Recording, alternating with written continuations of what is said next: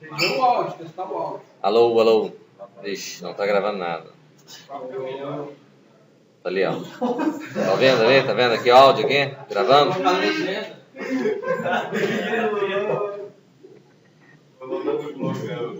Bom, o assunto dessa prova que nós vamos trabalhar vai ser basicamente um dos itens da abstração que a gente viu lá atrás, né? Ou seja, vai ser especialização, generalização, que é a ideia de herança, em outras palavras, né? A gente já viu a primeira parte, que foi classificação e instanciação, onde você gera, através da abstração, do exercício da abstração, a gente gera o diagrama de classe, e baseado no diagrama de classe, a gente instancia os objetos, que é a primeira etapa que a gente viu. A gente viu ainda a agregação, decomposição, quando eu tenho uma parte de um objeto composto de outros objetos, né? Isso foi agregação, decomposição. E agora o tópico é classificação, especialização, generalização. Ou seja, eu tenho a classe mais genérica e eu tenho a classe mais específica, né? O exemplo clássico é justamente dessa classe do trabalho do funcionário lá, onde eu tenho a classe pessoa. De pessoa ele herda para funcionário. Funcionário é um tipo de pessoa, que é essa questão que está aqui. E de funcionário eu trago ele para apoio. E apoio é um tipo de funcionário. Ou para chefe, onde chefe é um tipo de funcionário, né? A gente viu as diferenças quando eu tenho, no caso, funcionário. Eu tenho os atributos aqui. Eu não tenho os atributos que fazem parte do pessoa, que no caso seria nome, idade e sexo. Esses 3 atributos, né? Quando ele vem para funcionário, eu herdo todas essas características, acrescentei a matrícula, salário base, gratificação de produção e número de dependentes, né?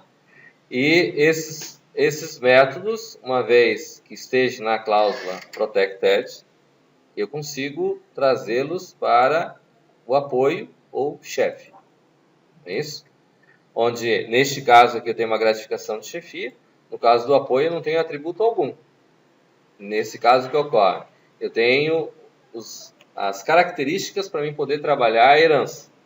Ou seja, quando eu estou numa classe apoio, eu vou ter tudo que eu tenho na classe funcionário e tudo que eu tenho na classe pessoa. Por quê? Porque todos eles foram colocados dentro da cláusula protected. Certo? Se tivesse na cláusula private, e aí nós fizemos uma das videoaulas lá, onde estava na cláusula private, ele não consigo acessar os dados que estão definidos na cláusula private, porque o private só vale para aquela classe, certo? Então, geralmente a gente usa ele dentro da cláusula protected.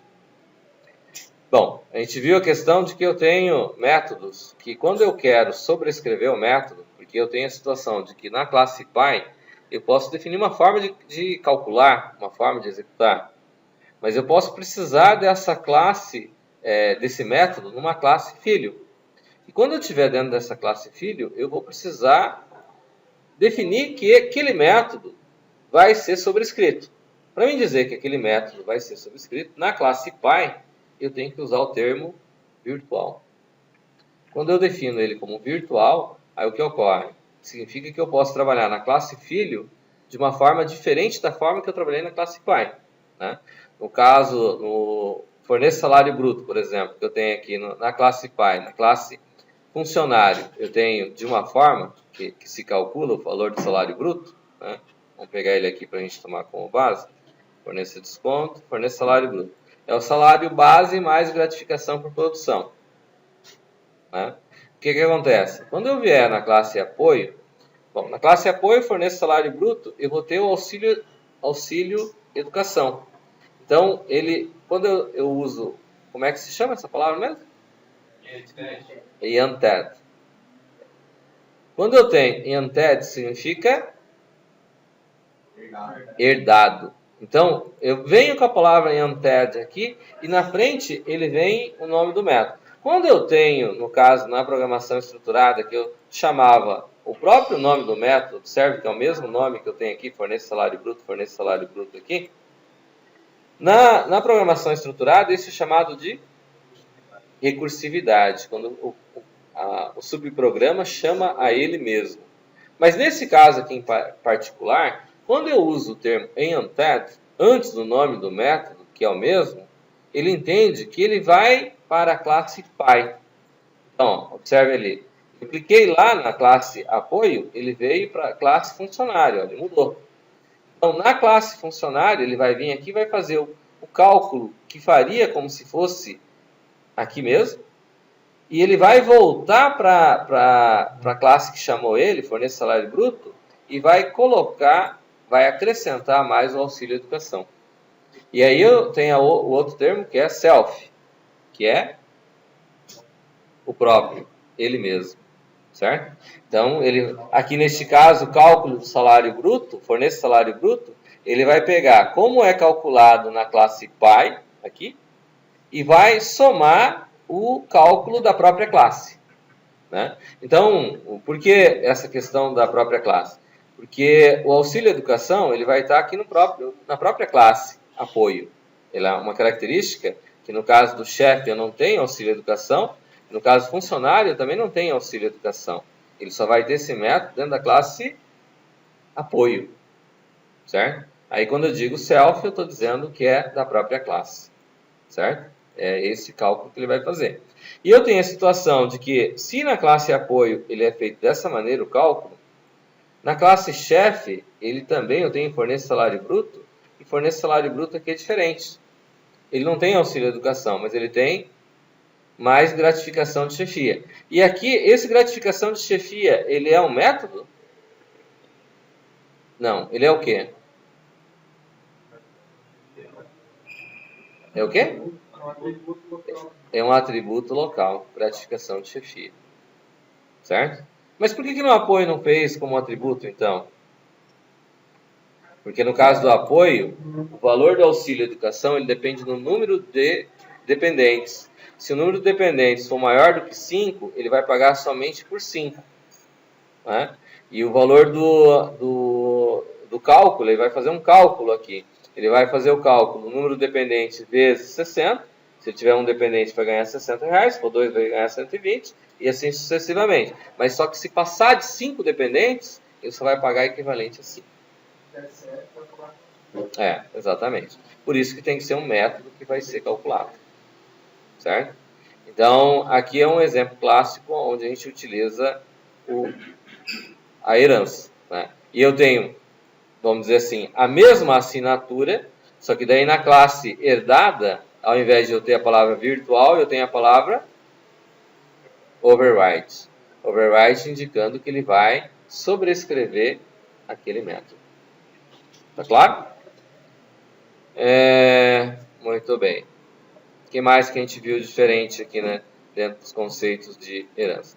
A gente viu aqui a situação de que eu tenho uma aplicação, um programa, e que esse programa aqui em particular, ele vai ter o cálculo da folha.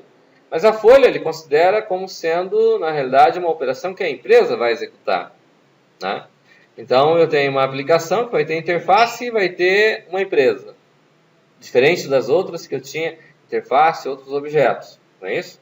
Aqui o que ocorre? Eu tenho a situação de que eu instanciei a interface, que tem um erro, né?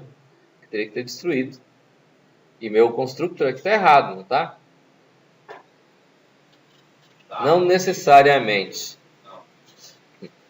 Por quê? Não lembro, né? Porque aqui ele é instanciado no execute-se aqui, ó. Não está no constructor. Mas aqui a interface, teoricamente, eu teria que destruir ela de qualquer forma. Certo?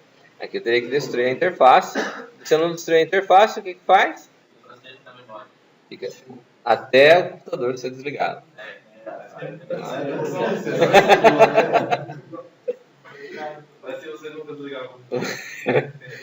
E aqui eu tenho a questão de que a empresa, aqui no caso do execute-se, eu tenho uma situação diferente, onde eu tenho o quê?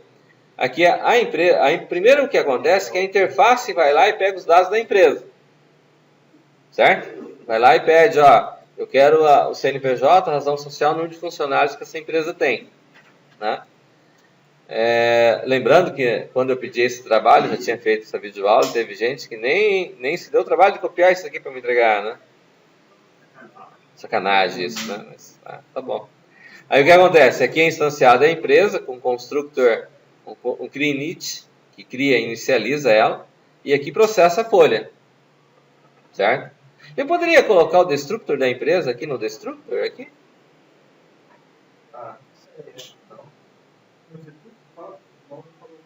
Não, no execute seria essa linha que está vaga aqui já, né? Mas em vez de eu colocar no execute, se eu colocar aqui dentro do programa destrua-se aqui, eu poderia colocar aqui uma empresa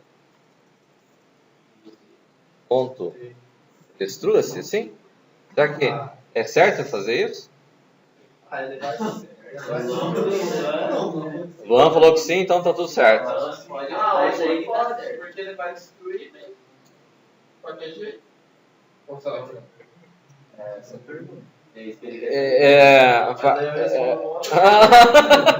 Você está aprendendo, né? Mas essa liberdade é só minha. Vocês não têm essa questão.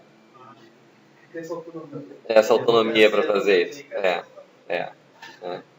Então, aqui seria o lugar correto.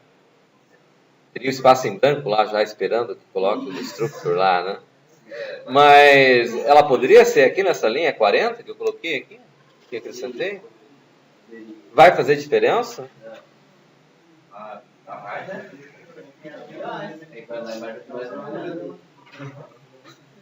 Porque se ele chama o execute, depois não chama de duas. Porque ele virar das duas vai ser destruída.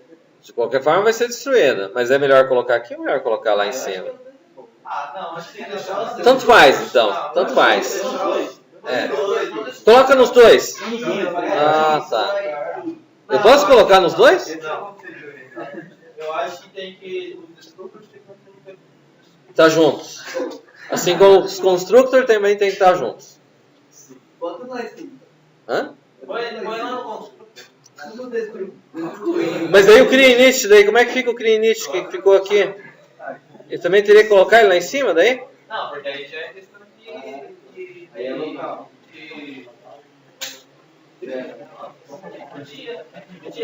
Podia? Eu acho que se constrói ali tem que ir ali. Constrói aqui e destrói aqui. Se constrói lá em cima, destrói no destructor. Constrói no constructor, destrói no destructor. Senão, onde construiu, destrói. Se tiver um construtor, ele que é responsável. Acho que nem precisa fazer. Acho que não precisa ter construtor. Não precisa nem ter constructor destructor. Melhor não ter, que daí não tem problema de saber aonde que eu tenho que destruir o negócio. Minha opinião é assim. Se tiver um construtor dentro do programa, ele tem que estar no construtor também. Mas aí, nesse caso, tá certo. Pode seguir igual, então vai embora. Já tá, a explicação do Wagner é suficiente, está tudo resolvido. Alguém ficou com alguma dúvida nessa parte?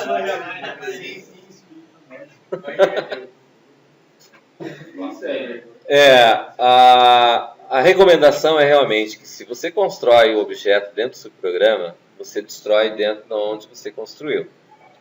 Certo? Então, se eu criei o objeto aqui, eu devo destruir ele aqui. Estaria errado colocar ele aqui? Na prática, neste caso em particular, não.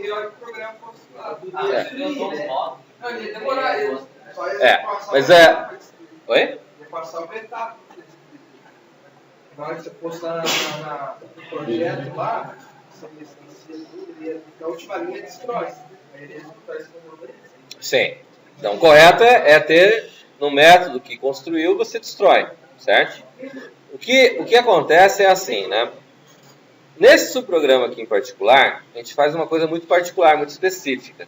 Mas quando eu tenho vários subprogramas que eu posso chamar o método execute-se ou outros métodos que eu posso invocá-lo várias vezes, se eu colocar o destructor só na hora que vai destruir o objeto, ele foi instanciado num subprograma, eu corro o risco de acontecer de várias instâncias passarem a existir e eu destruir somente uma. Certo?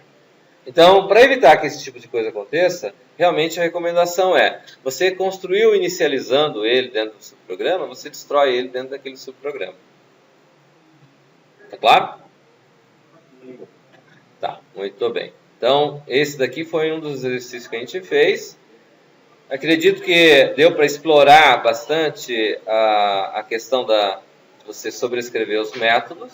A gente usou vários recursos diferentes e, teoricamente, ficou um subprograma bacana aqui, né? A gente usou uma classe específica, que é essa parte do execute do processo a folha, aqui no caso, né? E aqui a gente criou essa situação de instanciar o objeto também, todos com o mesmo nome, só que instâncias diferentes, certo?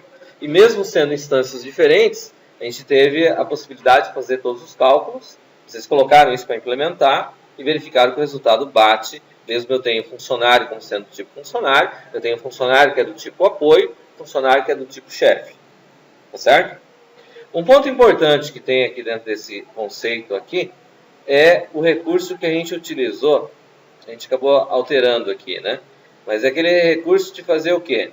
Eu tenho um cast que eu vou fazer, onde eu chamo o nome da classe, coloco entre parênteses o nome do objeto, ponto, o método que está vinculado com ele. Estão lembrados dessa situação? A conversão, que daí o que eu quero dizer nesse cast que eu estou fazendo? Eu quero dizer que eu tenho um objeto, um funcionário, mas eu vou chamar o nome da classe antes, e daí cada linguagem de programação orientada a objeto vai ter uma forma diferente de fazer esse cast, de resgatar o objeto que eu quero, né? Onde eu faço o quê? Colocando entre parênteses esse objeto, eu pego e consigo extrair dele um método específico para aquele objeto, certo? Que é o contrário do que a gente faz aqui no chefe, no apoio, quando a gente usa em Unted. Porque o Unted aqui, o que a gente faz é que eu estou resgatando a classe Py, certo? Essa é uma situação. Estou resgatando o método da classe Py. E quando eu faço o cast aqui no caso, o que acontece é que eu estou chamando a classe específica que eu quero para poder fazer o trabalho, certo? Onde eu vou invocar ela, é que o mais tranquilo, o mais bacana que estava lá na classe original lá, né? Certo? Bom, de qualquer forma, vocês chequem lá na... acho que foi a interface. Bom, enfim, depois vocês chequem lá que tinha. Nós fizemos aqui usando o cast daquela classe lá. Ok? Tá claro? Muito bem. Posso fechar esse daqui ou vocês têm alguma dúvida com relação a esse projeto que a gente trabalhou aqui? Não, esse é Paulo, bota aí, mano.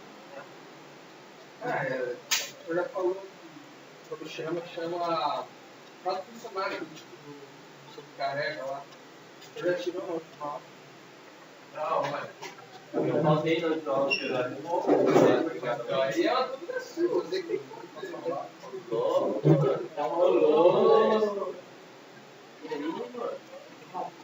Veja, senhor, vamos saber vamos para a posição, Vamos para a prova.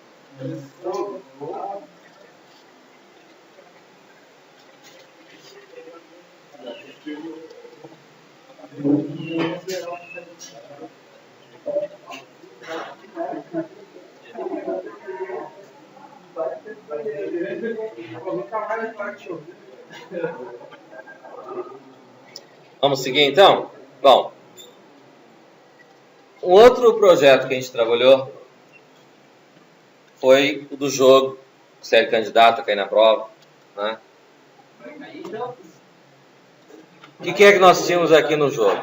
A proposta que o livro fornece, que é um resultado já pronto, ele tinha o dado, ele tinha o jogador, né? E trabalhava dentro da aplicação com o jogo. Não é isso? Jogava o dado, sorteava os nomes das pessoas, chamava na interface, pedia para escolher os nomes, ele entrava com os nomes, fazia um sorteio considerando a metade como são 6 valores que pode ter no dado, ele pegava até metade como sendo um, outra metade para outro jogador. Sorteava quem é que ia ser o primeiro jogador, quem ia ser o segundo jogador, né? E essa resolução aqui, ela pede para trabalhar o jogo como sendo uma classe, né? Que foi o ponto que a gente trabalhou, a gente resolveu isso aqui em sala, não foi? Que é, o que ocorre?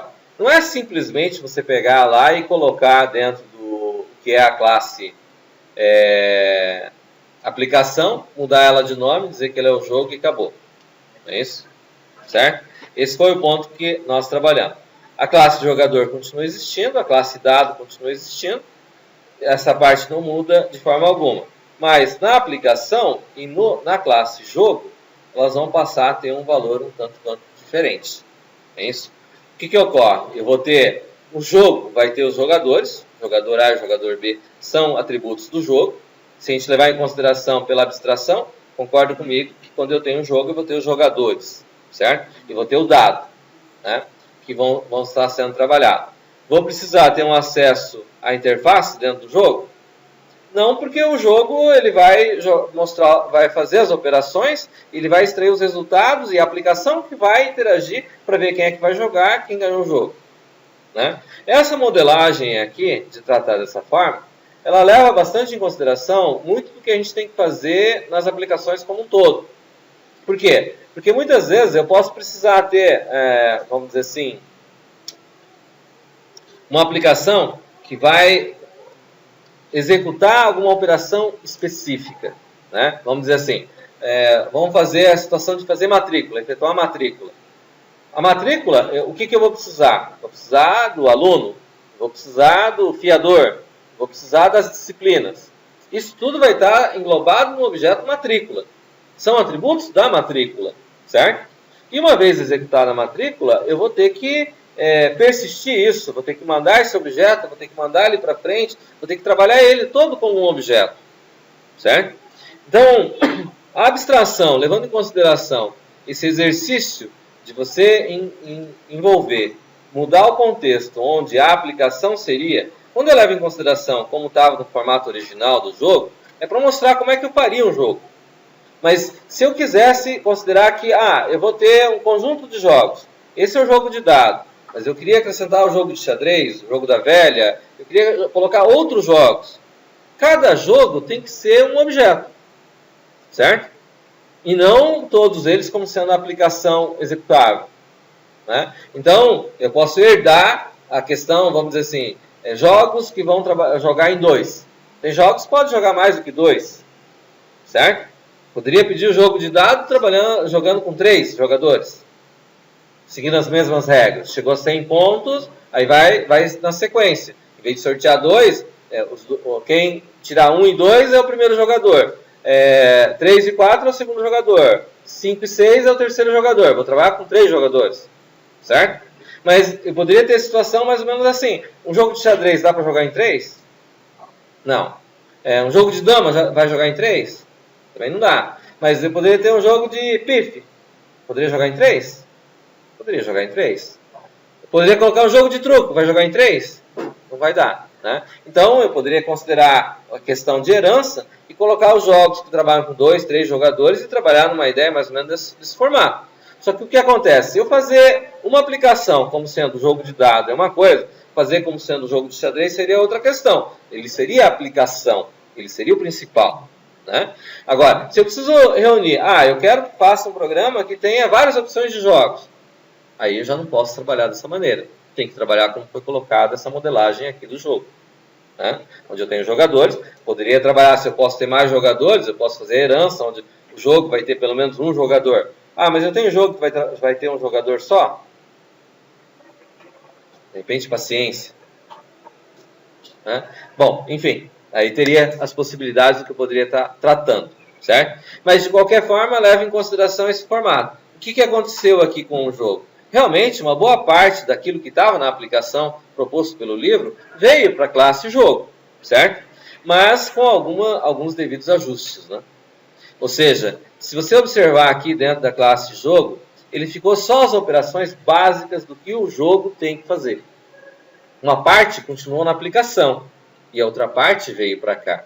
Mas ele ficou bem trabalhado de maneira que ficou isolado as partes. A interface continua na aplicação, ele vai conhecer quem são os jogadores. Dentro do jogo já sorteio quem vai ser e já começa jogando. Né? Aí nós fizemos a classe propriamente dito. Ele diz quem ganhou e quem perdeu. E coloca o laço de repetição aqui de uma maneira que fique tranquila. Né? E dentro da aplicação, o que aconteceu é que os dados do execute, eu continuo conhecendo os dados, a aplicação que tem acesso à interface, eu seto os dados, verifico como vai ficar e mostro quem foi que ganhou o jogo. Certo? Muito fácil também, na verdade, né? Não? Qual que é a dificuldade que tem com relação a essa modelagem? Praticamente eu não usei sobrescrever métodos aqui. Né? Foi basicamente eu só herdei o jogador que herdou da pessoa. Não tive nenhuma outra situação, uma herança simples. Oi? É, basicamente só o nome que foi aproveitado. Tem gente porque no lado de get, set lá no mesmo. Lá, set do get.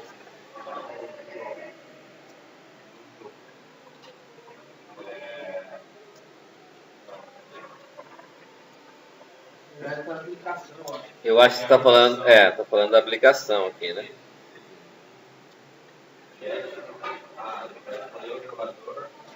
O que tem aqui de diferente aqui? Eu tenho um jogo. Eu tenho objeto jogador na aplicação aqui?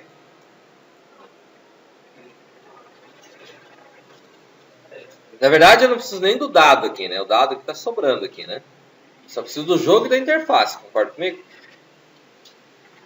Só preciso do jogo e da interface aqui, né? Aí eu preciso do dado aqui porque eu vou sortear quem é que vai. Né? Mas o que eu tenho aqui?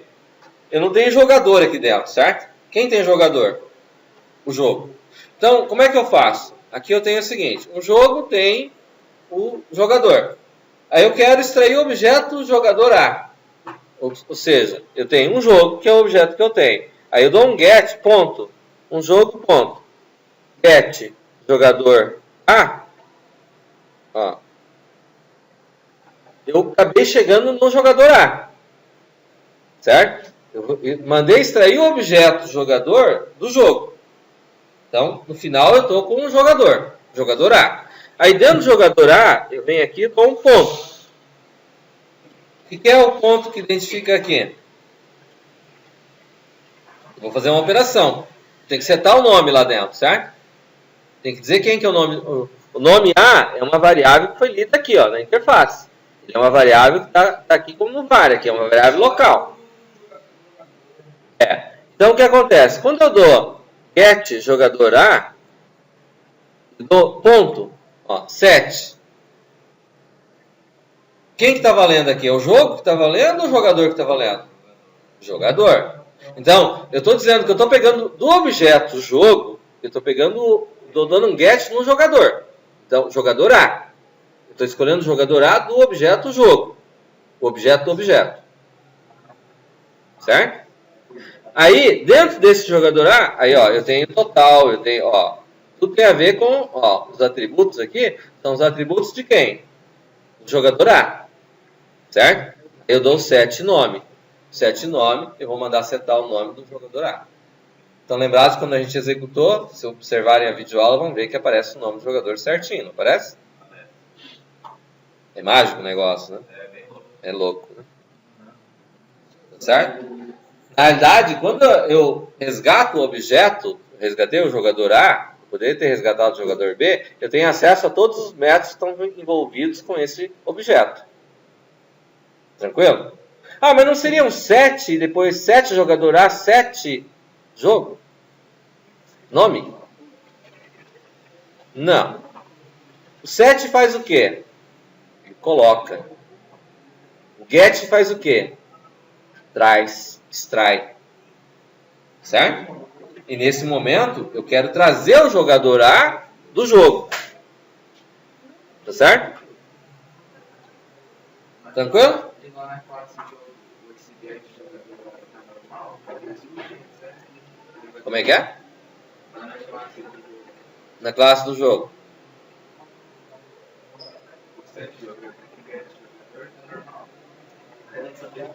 Ele retorna que tipo? Olha lá. Get jogador A ou get jogador B, ele retorna que tipo de dado? Tipo jogador. Bacana?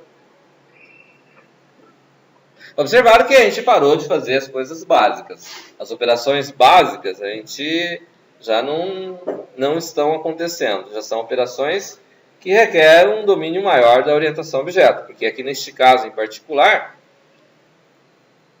a gente está pegando um objeto jogo, que tem um objeto jogador. E eu estou extraindo esse objeto desse objeto. E estou mandando setar o nome nesse objeto que eu mandei trazer. Certo? Tá claro? A gente acessa o objeto, o jogador ele nem está sendo usado nessa fase. E nem existe ele aqui como instância. Beleza? Bacana? Alguma dúvida a mais com relação a alguma coisa que foi implementada aqui? Gravando, né? Oi? Tá gravando, né? Gravando? Gravando o quê? Pra que gravar? Tem vídeo aula de tudo. Mas se eu tenho áudio. Ah, mas tá claro? Tá escrito lá? Eu assisti em 180p.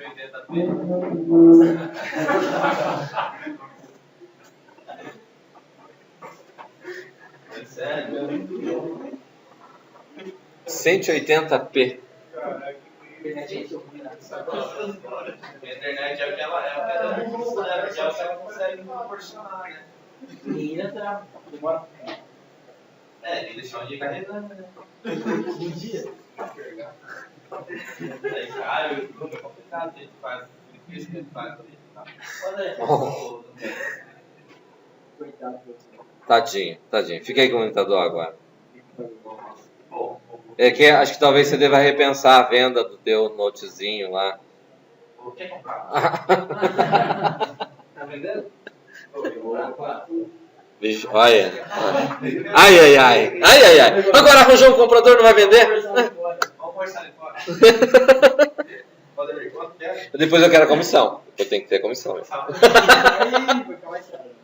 Não, peraí. Sem comissão. Alguém tem alguma dúvida aqui de algum ponto? Não, mas por fazer. Vamos dizer assim, né? Eu vou. Essa prova em particular, não necessariamente vão ser questões exatamente iguais aos trabalhos até agora feitos, tá? Ela vai exigir um pouco mais de raciocínio. Porque tem gente que decora a questão e faz exatamente igual, assim, parece que é mecânico, assim. Hã? Professor, nós podíamos fazer um esquema. Esquema não pode. A Lava Jato tá pegando todo mundo com esquema, nada de esquema. Até o presidente caiu, como é que vai fazer um negócio dele? Nada. A gente não precisava colocar alguém de seller, né? Não. Não, mas é muito pra escrever, Mas é que tem gente que faz errado ainda. Não sabe o que é get, não sabe o que é set. Como eu não sei quem é que não sabe, quem sabe, quem não sabe, faz todo mundo. A gente faz um comentário lá, segue abaixo o get de seller. Aham, tá bom. Aí eu digo assim, segue abaixo a nota no semestre que vem.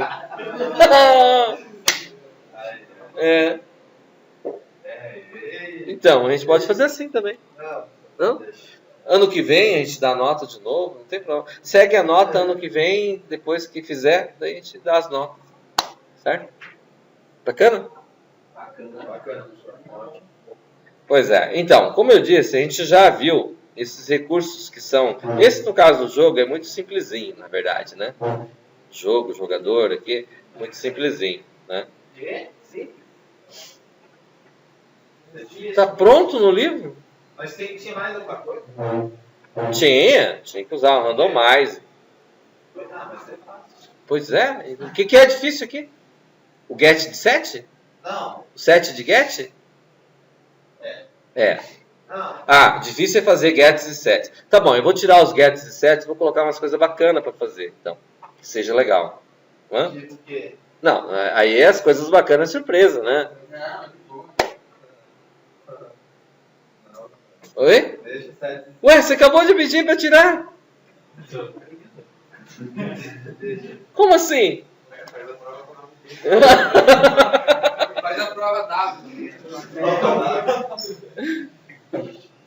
Tá, muito bem.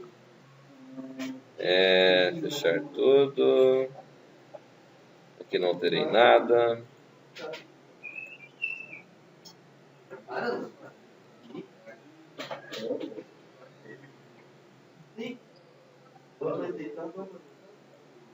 Eu tenho aqui a versão original do... Ô, professor, mas aqui lá tinha como a gente acertar no trabalho. Eu não sabia que dava pra chamar, pra colocar um dentro do outro sem usar coisa. Que bom, aprendeu agora, né? Agora sim, Ah, na hora sim. de fazer o trabalho. Tá bom? Mas você vai dar as contas igual, né? Não é assim. Meu Professor, Deus. já vou vai tanta matéria. Você já foi melhor, hein? Você já foi melhor. Eu menino prodígio. Vira aí, siga assim. Aqui ó, o cast que eu comentei, né? É esse caso aqui, né? Então, eu tenho que, se o tipo funcionário for F, funcionário, então criei o objeto da classe funcionário. Se o funcionário for do tipo A, apoio, então crio o objeto do tipo apoio. Se ele for do tipo chefe, o que acontece? Eu tenho que setar a gratificação de chefia. Para mim setar a gratificação de chefia, então aqui num funcionário, ó, aqui é feito o cast, certo? Então eu tenho lá chefe, abre parênteses o nome do objeto em particular que eu vou estar tratando, certo? Aí eu tenho aqui ponto, ó, observe que ele traz gratificação de chefia. É um método da classe funcionário? Não, mas ele consegue mostrar o gets e sets aqui, ó, da gratificação de chefia, que só existe na classe chefe, certo? Então, ele faz gratificação de chefia e manda setar o valor que foi lido na gratificação de chefia. Ok? Tá, vejamos.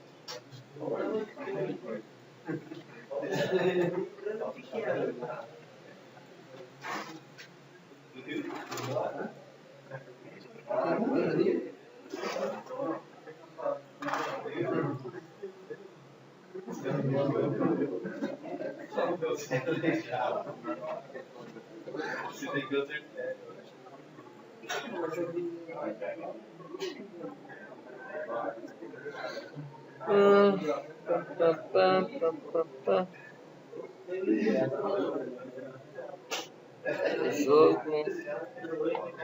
Acho que basicamente é isso, né? O overload, professor. O overload. Mas a gente não gravou vídeo aula do overload? Não sei nem nada. Professor, mas o overload aí seria sacanagem por na prova. Mas então já corria 17 e explica o overload.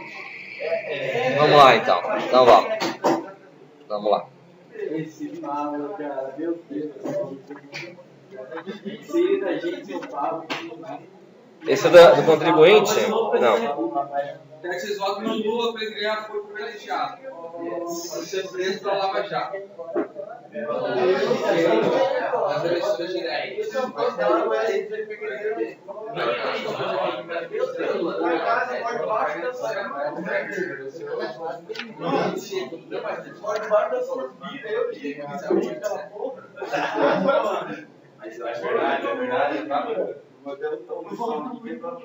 Os caras, na hora da noite, eles ligam pra André, ligar. Eu vou do WhatsApp, agora liga, gente. Só pra gente lembrar, eu passei o overload pra vocês. A gente estava fazendo o quê? Foi na aula passada? A gente chegou a implementar. Caiu naquele pseudo lá que você dá tipo get. Mas não deu pra entender. Não, o overload que ele fez foi Não. foi da própria funcionária que você fez também, professor. Aí você mandou o objeto inteiro, mesmo. Vamos reabrir. Fala no YouTube. Aí é bombar, né?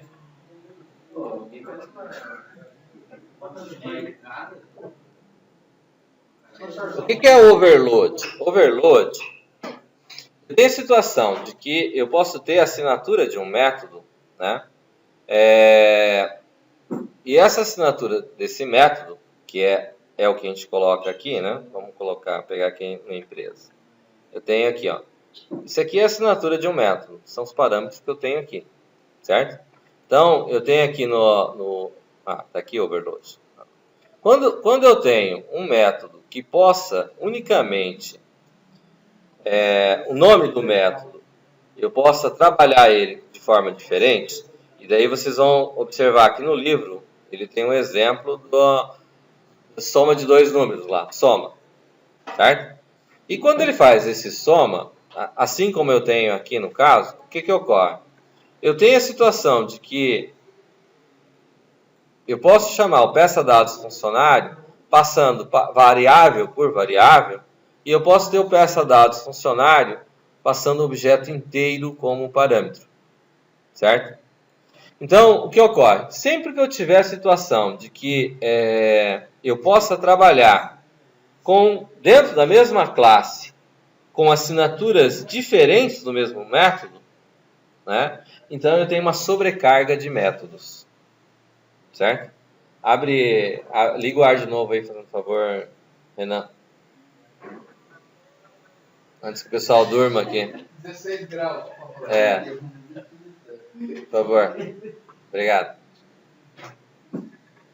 Então, o que acontece? Eu tenho a situação de que eu vou usar o termo overload em todos os métodos que eu vou sobrescrever. Certo? Agora, eu tenho a situação de que eu posso ter sobrescrever um método de classes, de uma classe pai com uma classe filho. Aí vocês vão verificar que no livro ali tem um outro termo chamado reintroduce.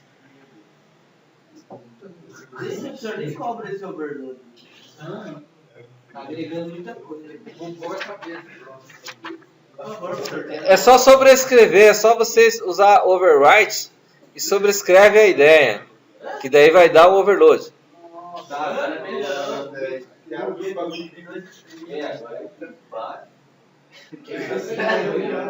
Tá? Então, eu tenho a situação de que eu posso trabalhar com, vamos dizer assim, na classe pai, é que aqui no caso da interface eu não vou ter uma classe pai, certo? Mas eu poderia, vamos dizer assim, na classe funcionário aqui, ter um método, uma function calc salário. Onde nesse cálculo do salário eu vou ter um P salário e uma P comissão, tipo real, certo? Isso está na classe funcionário, ok? E eu vou ter na classe chefe, por exemplo, um método que eu vou chamar de, uma function também, calc salário, só que daí aqui eu só vou ter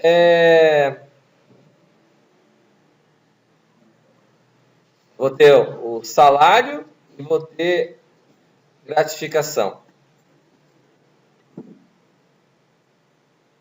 Vou colocar mais a comissão, tipo real, certo? O que acontece? Esse camarada que está no funcionário aqui, eu vou ter que vir aqui e colocar overload. Eu vou sobrescrever o método aqui, certo? E na classe chefe aqui, eu vou dar o reintroduce. Não, mas essa aula não tá. E tem que colocar, além disso, overload. Agora deu uma variada. Oi? Eu acho que se inverter dá errado. Oi? Matéria nova de corrida. Fiquem tranquilos que na próxima prova a coisa vai ser diferente. Não, essa prova não vai ser. Qual que é a diferença do virtual? Você sobrescreve. Não. O virtual, quando você usa sobrescrever método, você tem override, Na realidade, o que acontece é que você está... O override significa que o da classe filho é o que vai valer. Você coloca...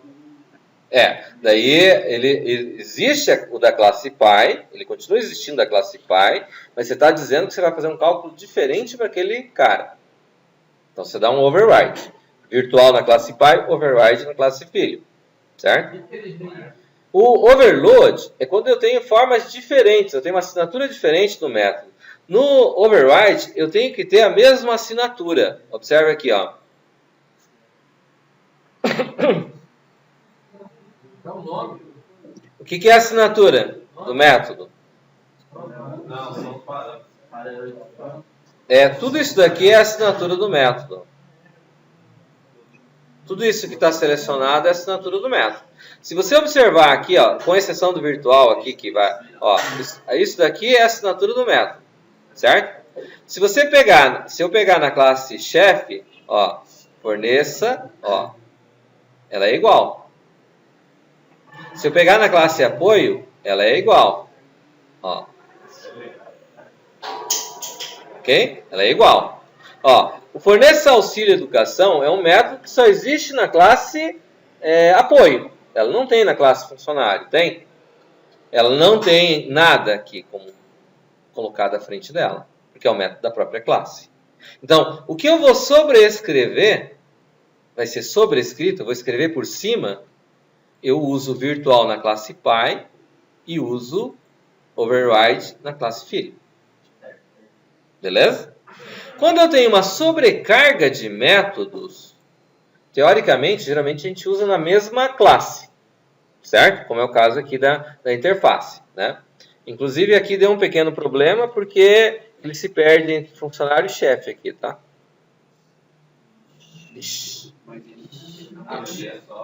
Mas aqui eu tenho a situação de que eu tenho os parâmetros passados aqui como sendo as variáveis uma a uma, como parâmetros, e depois eu tenho um objeto inteiro sendo passado como parâmetro, certo? Observe que a assinatura do método é diferente. Então, overload, sobrecarga de métodos, não sobrescrever métodos, sobrecarga, eu tenho o mesmo nome do método, só que os parâmetros que eu vou ter, a assinatura fica diferente. Ó. Tá certo? É diferente. Por isso que eu tenho sobrecarga. Agora, essa sobrecarga, ela também pode ocorrer entre classe pai e filho. Certo? Quando isso ocorre entre classe pai e filho, eu tenho o termo overload sendo usado na classe pai, e na classe filho eu vou ter reintroduce e overload. Isso tá faltando então. Então, mas você próximo para a outra, não nessa, então. O Sardana caiu. Vai, com certeza vai. Lógico. É complexo demais, né? Mas eu tenho certeza que vocês vão conseguir. Fiquem tranquilos. Mas vocês dois falando. Não. Depois Agora ninguém fala dele. Depois é melhor agora a gente. Então sempre tem que colocar o link. Todo método. Todos. Desde que... Sei não. Olha os caras. Agora não falha.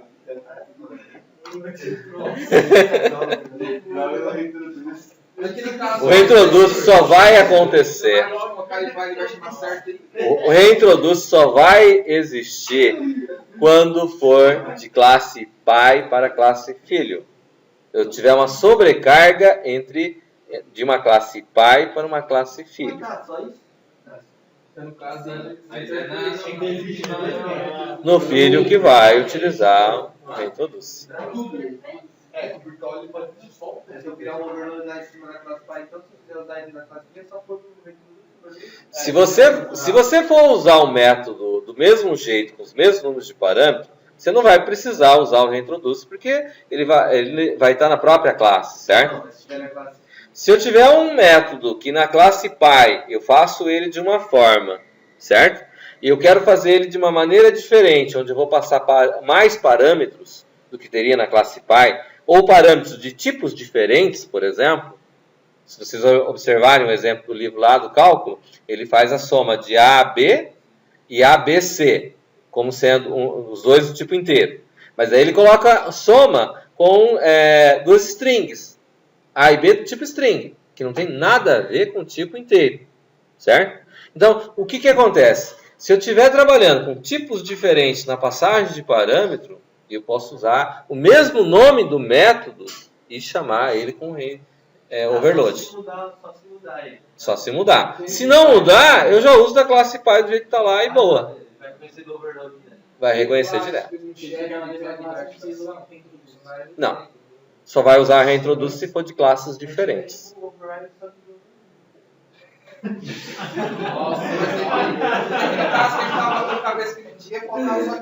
Não.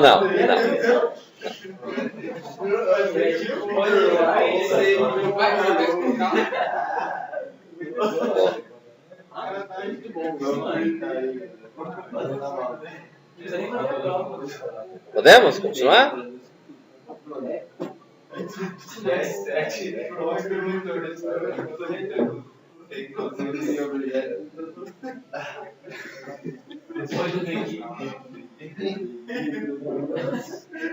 Podemos continuar?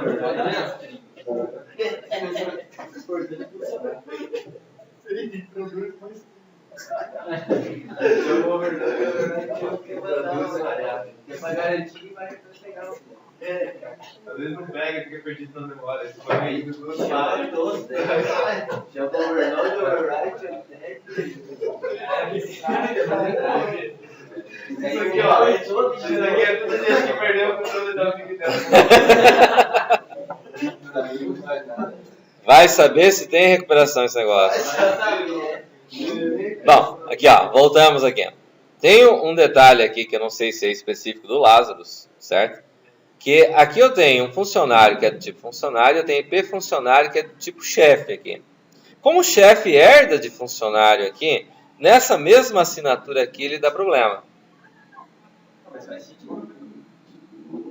Não, teoricamente deveria funcionar, certo? Mas ele se perde entre os dois objetos, certo? Se você colocar aqui, vamos dizer lá, um MSG do tipo string aqui no meio aqui, e mandar passar um parâmetro a mais, você não vai usar ele para nada, por exemplo, ele já vai entender que é diferente, porque a assinatura do método já fica diferente.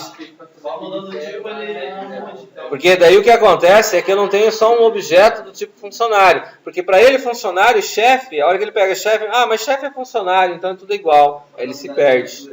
Esse Lazarus aí. Esse lado eu já não sei. Bom mesmo é NetBeans. Vamos voltar pro dev, doutor. Vamos voltar pro dev. O dev não faz orientação a objeto. Dev não faz nada. Pascalzinho faz? Também não. Tripascal, Pascalzinho.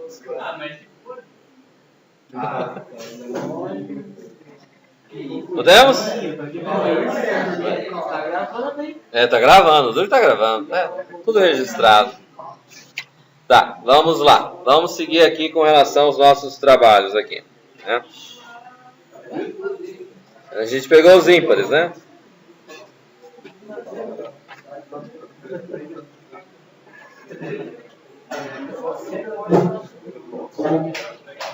Ó, podemos? O da aplicação do imposto de renda da Receita Federal lá, todo mundo entendeu o que é classe abstrata lá? Verdade. Vamos lá. Nós temos da classe abstrata, temos da eleição, que é bacana pra caramba, cair numa prova. Temos o do jogo da videolocadora lá, que também é joia, né? Diagrama de classe. Tem do jogo viciado, que é interessante também. Sim. Não é assim, não vamos pensar que dá recuperação, né? O negócio é que todo mundo consegue se recuperar desse negócio. Pois é, fui falar em viciado e a coisa desanda aí, né?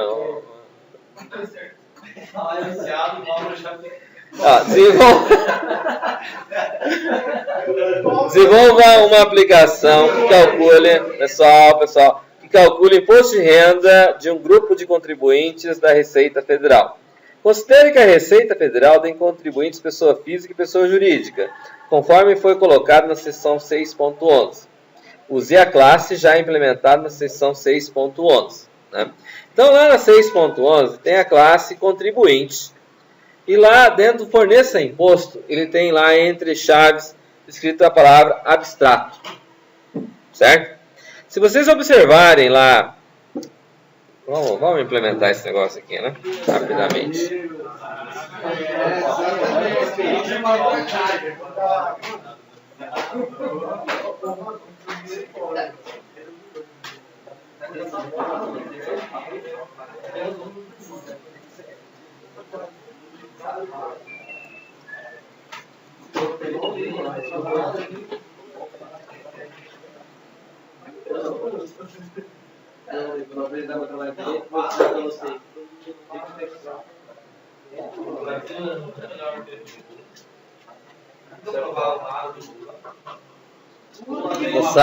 Moçada.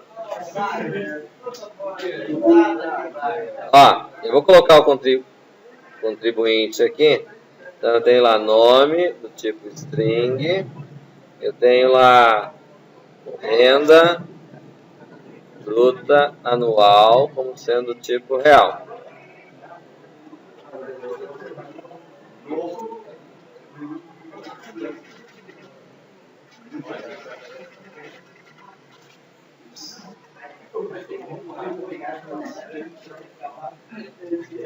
Vai lá ajudar lá. O professor Paulo falou que isso é implementado, está no drive dele.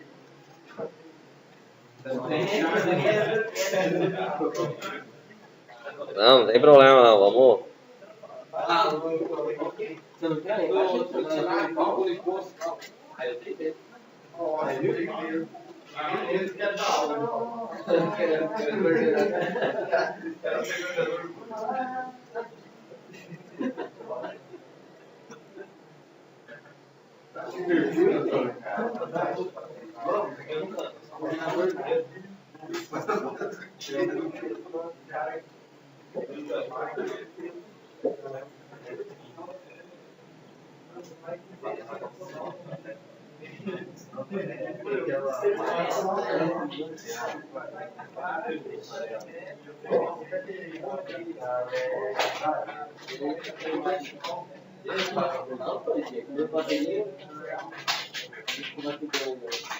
ó.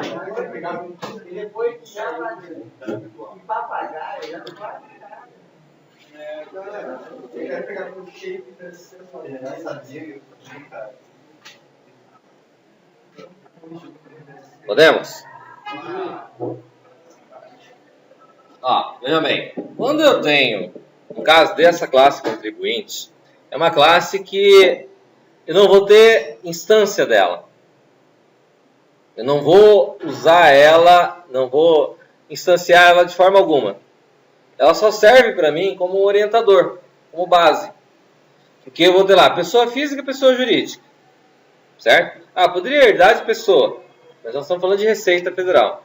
Certo? Então, o que acontece? Como eu tenho a situação de que eu vou trabalhar com uma classe que vai servir para gerar outras classes, mas eu não vou ter ela implementada, eu vou dizer que o método dela é virtual, porque ela vai ser sobrescrita, necessariamente ela vai ter que ser sobrescrita, porque só na classe herdada dela que vai existir instância. E eu vou colocar que o método dela é abstrato. Então, a classe contribuinte aqui, ela só está servindo como um guia para colocar contribuinte pessoa física e contribuinte pessoa jurídica.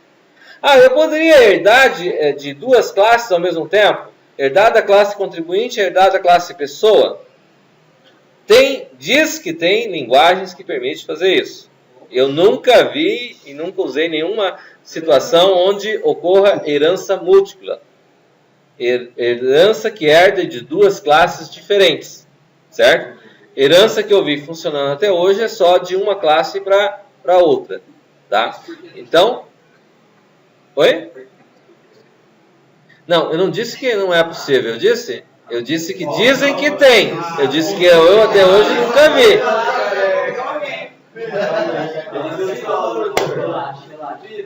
Ouvir, depois falar.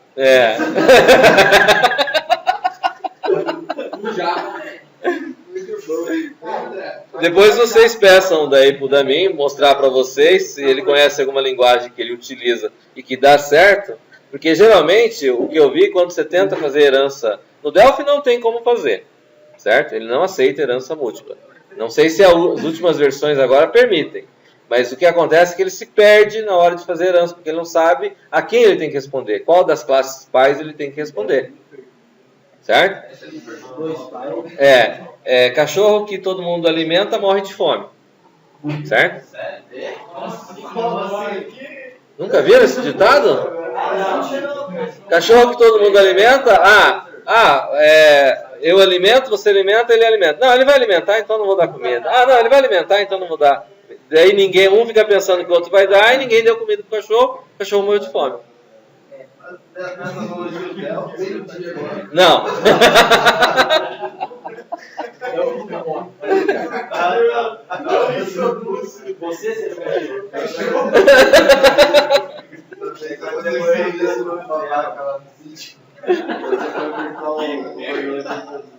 Tudo bem, então voltando aqui, ó. Dia de chuva é fogo, é difícil dar aula, é um negócio complicado, né? Dia que chove o dia inteiro, então, como hoje, então é o fim da picada.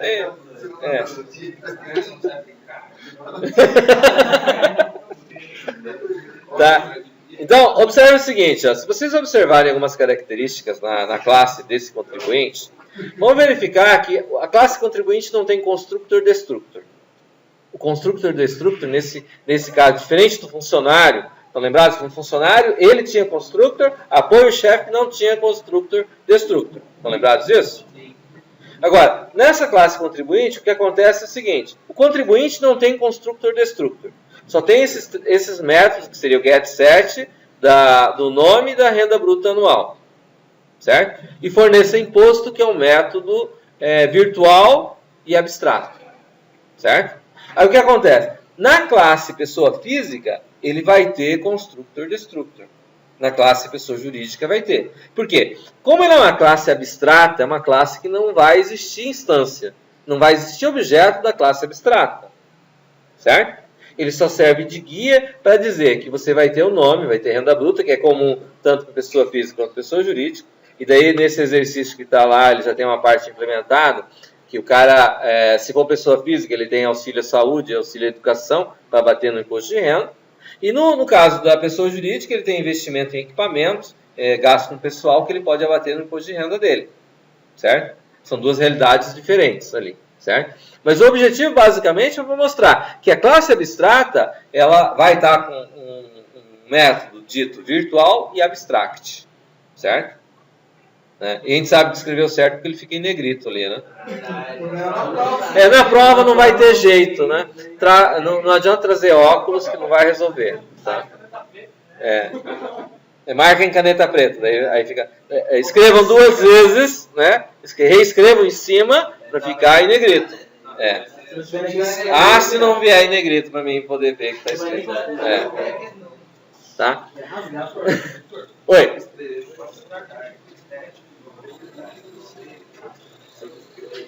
Static? Não. Acho que não. Abstract é um fundamento para dizer que você tem uma classe, se não me engano é abstract mesmo. O static está mais para o private. Certo? Static está mais para private. Tá? Que seria essa... Esse é um conceito, vamos dizer assim, obviamente. Qual que é o problema de trabalhar com orientação a objeto? Se você trabalhar com um camarada que conhece os fundamentos da orientação a objeto, e você vai trabalhar numa empresa que o camarada utiliza desses recursos aqui, se você não conhece esse recurso, tem coisa que você não vai conseguir trabalhar. Não vai conseguir dar manutenção, vamos dizer assim. Certo? Não vai conseguir alterar um código de um camarada que desenvolveu usando esses fundamentos. Por isso a importância de entender esses fundamentos. Tá claro? Porque se você pegar, mas tem gente que trabalha orientado a objeto. Sim, ele herda formulário. Herança de formulário. Nós vamos ver semestre que vem, herança de formulário. Mas herança de formulário é herança? Até é, mas é nada comparado com os fundamentos de herança que a gente pode aproveitar. Sobrescrever métodos, sobrecarga de métodos, e mesmo a classe abstrata, criar uma classe abstrata que não tem valor, são situações onde você vai utilizar de maneira a dar um desempenho melhor, uma agilidade melhor, mas você tem que saber para que ele serve. Se você não sabe para que ele serve, vai acontecer que nem um caso que eu vi certa vez, um cara que pegou um projeto para tocar, tinha os fontes que um outro tinha desenvolvido, chegou lá e tentou, eu preciso que mude o cálculo do imposto. O cara fazia e não mudava nada no cálculo do imposto. Certo? Ele pegava e mudava, mexia, tinha que mostrar uma mensagem diferente porque ia ser de uma forma diferente. Daí o que acontecia? Ele mexia no programa e não conseguia fazer ajustar. Por quê? Porque ele conhecia a programação, mas não conhecia a fundo a orientação objeto. Tá claro? Então, não sabe... Aí o que acontece? Você pega o projeto, poxa, mas eu arrumei lá o cálculo, eu fiz lá o cálculo certo, mas em algum lugar ele estava usando um override com unted. Ele estava pegando sobrecarga, fazendo cálculo e mudando, e a conta não batia. Se a conta não bate no imposto, o que adianta? A empresa que usava o sistema trocou de sistema, porque não tinha como ajustar a conta. Ah, mas o cara é programador, o cara é desenvolvedor. Mas o cara não sabe o quê? Fundamentos da orientação objeto. Fundamentos da orientação objeto.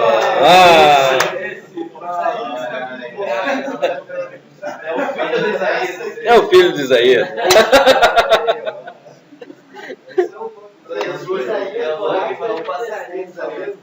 Tá claro aqui? Beleza? Tranquilo? Melhor que não introduz o virtual objeto abstrato lá. É só colocar em Google.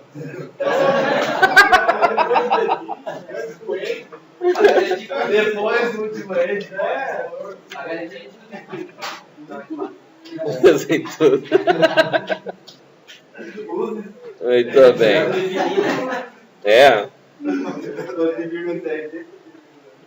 Vejamos o que mais. Então, dessa parte da classe abstrata da questão 10, seria isso. Deixa eu então só isso aí, né? Vou tirar a foto. Dado o jogo viciado. Ai, meu Deus. Mas isso aí é só mudar o random, não é? Será? O que é o jogo viciado? Menos 13. É, quando dá 20%. Não dá tantos por cento a mais do número 6. Né? Só isso. Muito fácil. Beleza. Oi? Entendi. De 1 a 6, como que vai saber? Como que vai fazer? Ele vai aparecer mais vezes o número 6 lá. Ai, meu Deus. Relaxa, pô. Tá. Então tá. Nossa prova é terça-feira. É terça-feira? Terça-feira. Não se esqueça que é só 2 aulas. Oi? Não se esqueça que é só 2 aulas, tá? Calma. Pô, vocês são bacanas? Depois do intervalo, você tem aula com quem? Conversa com ele, trocar aula. Não vamos trocar. Essa prova. Tá. Essa prova vai ser de 4 aulas. Essa prova será de 4 aulas. Duas na terça e 2 na quinta.